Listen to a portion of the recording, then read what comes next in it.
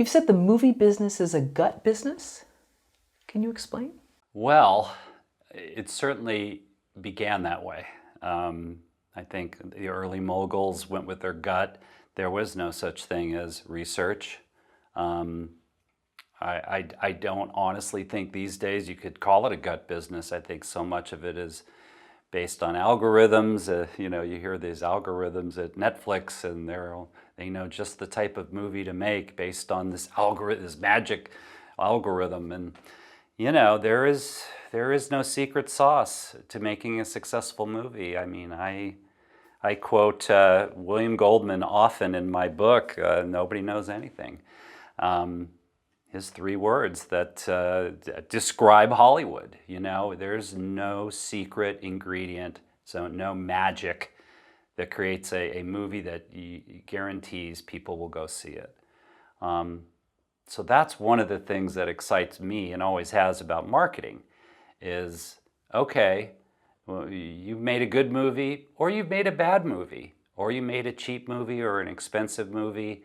However, whoever gave the green light, whether it was a gut reaction from, the head of the studio, or a famous filmmaker has this gut, idea for this movie called E.T., or whatever. Once that is done and made, then it falls into my purview. And again, whether it's good or bad is immaterial. It's immaterial. We still believe we can do our magic. Again, I just told you there is no magic, button that you press to make a great movie. And the truth is there is no magic button to know how to perfectly market a film and guarantee people show up Friday night. But boy, we sure like to think we have a certain insight, and gut of what people will respond to. There's a common myth that trailers are made from just the best scenes in a film. You can string them together. You show the prettiest shots of the actors and the actresses. You put the best explosion in. You put all the visual effects in. The best lines are in there, and you just and out it goes. Well, that's not true at all. That's a big incorrect theory. You really got to figure out how much you're gonna tell. I'm a big believer, for instance, less is more. I do believe by telling more, you turn off more people. I really believe that. Even though research is kind of instigating that notion. So I love teaser trailers. I love just giving you the desire to want to see more. That's what I think the key to marketing is, not, okay, here's a 2-minute version of a 2-hour movie. We've just summed up everything for you. Whether you have or not, if it looks that way, I don't think that's a successful strategy. I never have. I feel the same way about posters. I got into these big wars when I was at Warner Brothers over our domestic group. Really had a big belief in movie posters for the United States that were very simple, not too complicated, not too built up, not so many elements on the one sheet, on the poster. And our international division would create these just the opposite, very busy, loaded with characters and scenes and lights and copy and all kinds of things. Well, there was a reason they did that.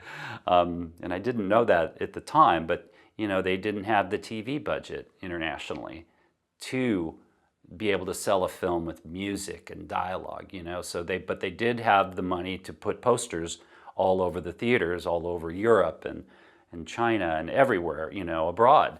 So they kind of had to create something that showed on a one sheet that world, of the film.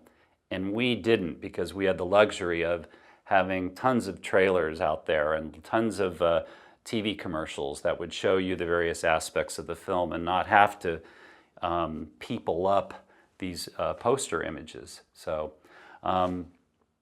yeah, lots of different ways to sell a film. Back to your original thing, how much of it is gut? Yeah, you start with gut, and then usually it finds its way into research, the world of research, and testing it with the consumer. Make the best movies possible, whether you make money or not, from stories you believe in. Why does this mantra work so well for Castle Rock? Yeah, that was the Castle Rock mantra for sure, and it was unusual. They, meaning the 5 partners that ultimately founded Castle Rock, were coming off a movie called The Princess Bride. So it was directed by Rob Reiner, written by William Goldman. It was released through Fox, where Alan Horn was working and Martin Schaefer were working. So those are a lot of the partners, and Andy Scheinman, Rob's partner, had produced it. So those are 4 of the 5 partners that ultimately formed Castle Rock, Glenn Padnick being the television executive they brought in. And just to give Glenn a shout out, he did come up with a TV show called Seinfeld.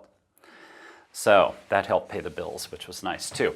But Castle Rock was coming off of a major studio bomb, again. The playability of Princess Bride was sensational. It too, like Shawshank, is a modern day classic. It's beloved. And it was original, but it was different, It had this kind of cracked fairy tale sensibility where people would talk contemporarily in this world of, giants and sword fights and this very period, satire, if you will. So consequently, the Fox marketing department couldn't open it. The Castle Rock folks, the people that had made Princess Bride, were not happy with that at all. They felt that they had done their job. They made a really terrific film, and that was their job. You didn't do your job, Fox Marketing. And so this unhappiness created Castle Rock. They found some money. Alan Horn got the seed money for it. And they started their business with that mantra of we're going to make movies that we really want to see. So when you talk about gut, yeah, this was a real throwback to Louis B. Mayer and Irving Thalberg and the the pioneers of Hollywood who would not test their movies and not test ideas. They went with their gut, and Castle Rock figured that's the way they wanted to do it, that this business is kind of a crapshoot anyway. So why not follow our gut? We know what we look for in a film, and we're going to try to make those films, and we'll be responsible for marketing them. We won't turn this over to, Fox or Columbia or Warner Brothers or whatever. So Castle Rock was a production company by name, but so we owned the negatives, we made the films, but we had a deal. Alan created a deal with Columbia Pictures that would distribute the films. They hired me to be their head of marketing, which was interesting because I was working on a lot of their films. I was cutting a trailer at the time for City Slickers, started to work on Misery, which was Rob's next film. And they were expanding, but before they expanded, they had their first film. They had just enough money to make one movie. It was a romantic comedy written by Nora Ephron. About a conversation she had overheard Rob and Andy Scheinman having about dating. And can you be best friends with, someone you're sleeping with was the concept, and it became When Harry Met Sally. And that was a film that also, believe it or not, didn't set the world on fire when it first came out.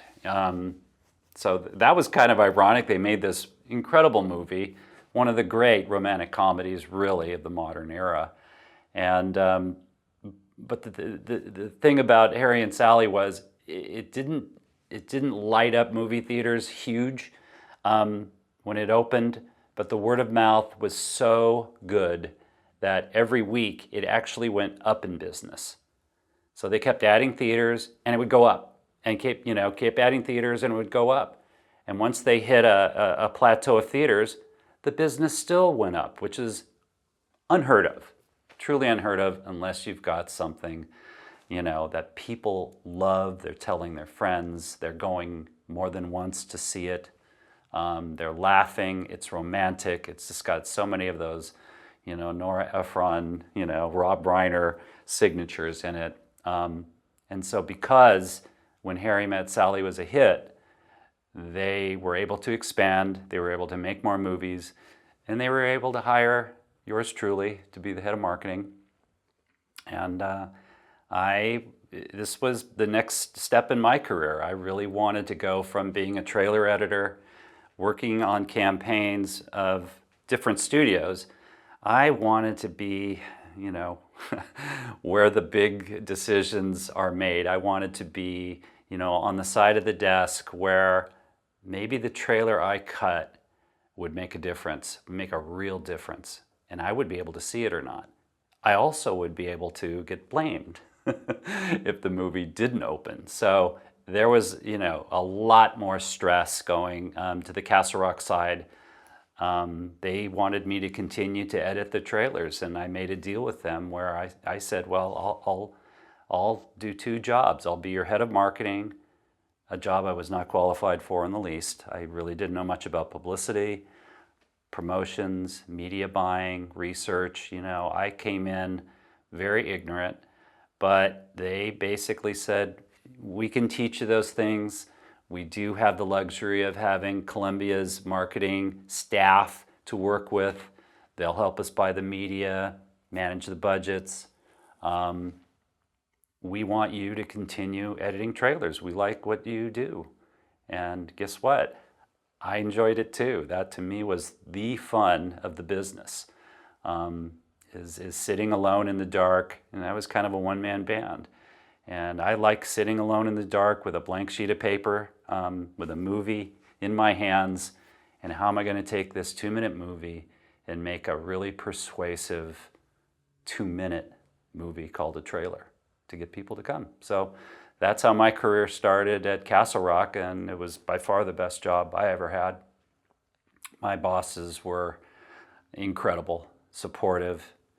We were talking earlier about blame and credit. They never pointed a finger to me if a movie didn't open well.